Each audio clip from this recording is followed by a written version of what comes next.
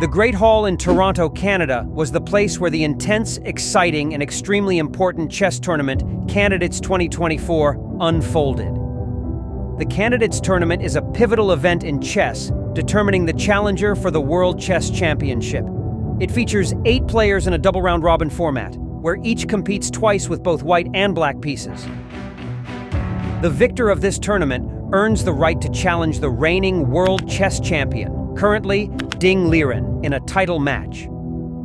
Participants are selected based on their performance in qualifying events like the Chess World Cup, FIDE Grand Prix, and previous World Championship cycles.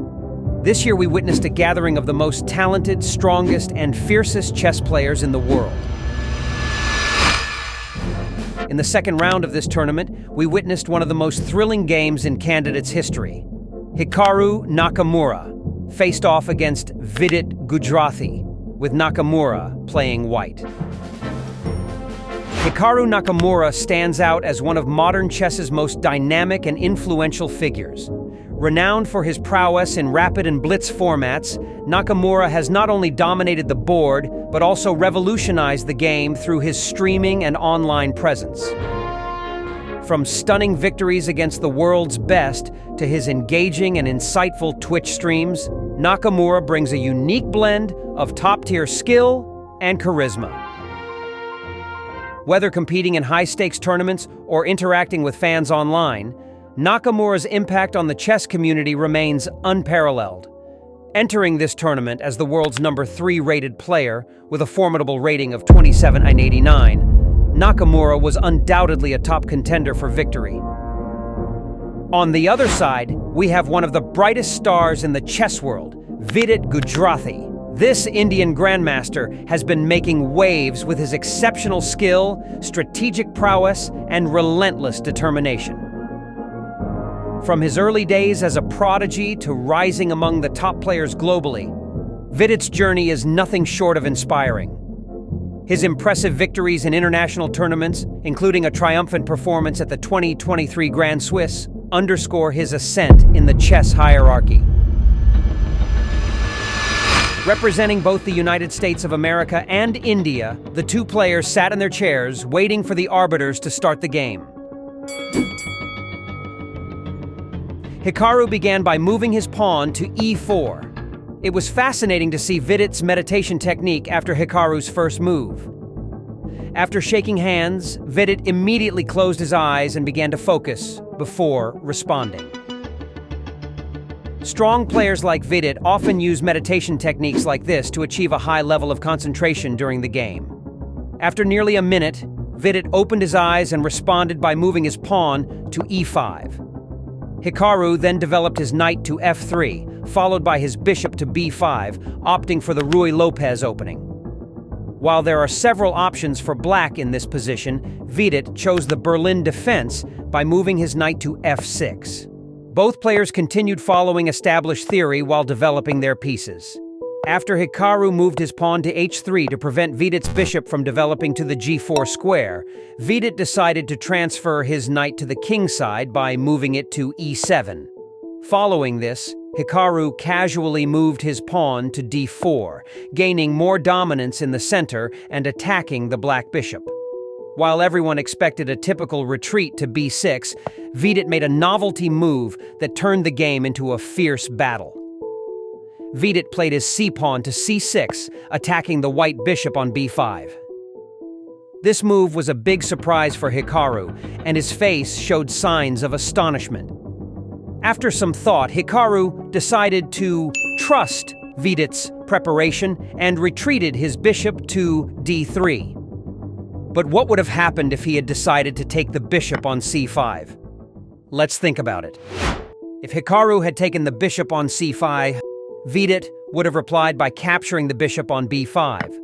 While it might seem that white would gain an extra pawn after capturing the pawn on d6, black would simply place his knight on g6, followed by his bishop on d7. This sequence shows how black is significantly ahead in development. Additionally, white would struggle to protect the extra pawn as black reroutes his rook to c6 and his queen to b6, putting massive pressure on white's extra pawn on d6.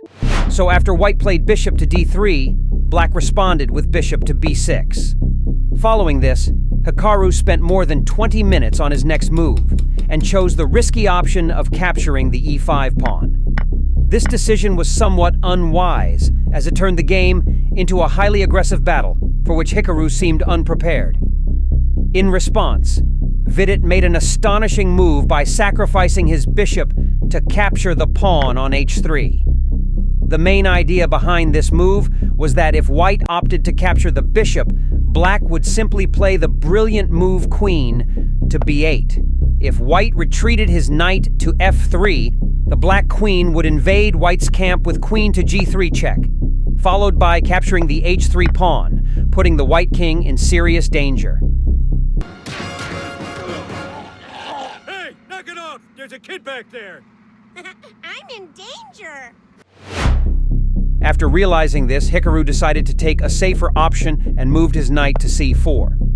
In response, Black played his white bishop to g4 and his black bishop to c7. It became clear that Vidit had a better position due to the high activity of his pieces compared to Hikaru's underdeveloped forces. The game remained intense as both players continued to battle fiercely. The critical moment came when Hikaru played his bishop to e2, challenging Black's bishop on g4. Hikaru hoped that Vidit would accept the exchange of bishops to relieve some pressure.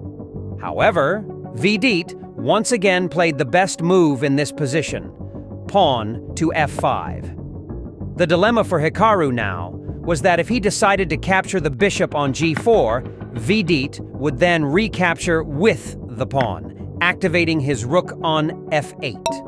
With dangerous ideas like queen to e8, followed by queen to h4, exploiting the weakness on h2, the position would be nearly lost for White.